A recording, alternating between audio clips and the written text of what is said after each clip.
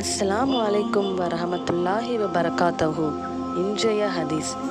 ஒருவர் உமர் அலி அவர்களிடம் வந்து, நான் குளிப்பு கடமையானவனாக ஆகிவிட்டேன், தண்ணீர் கிடைக்கவில்லை, என்ன செய்ய வேண்டும் என்று கேட்டபோது, அங்கிருந்த அம்மார் இப்னு யாசிர் ரலியல்லாஹு அன்ஹு உமர் அலி அவர்களிடம், நானும் நீங்களும் ஒரு பயணத்தில் சென்றோம், அப்போது தண்ணீர் கிடைக்காததால் நீங்கள் தொழவில்லை, நானோ மண்ணில் புரண்டு விட்டு தொழுதேன்.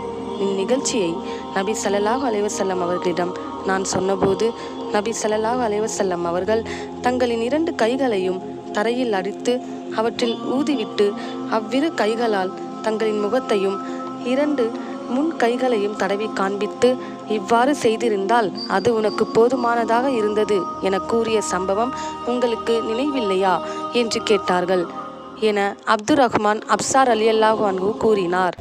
சஹீஹ் புகாரி 338, அத்தியாயம் 7,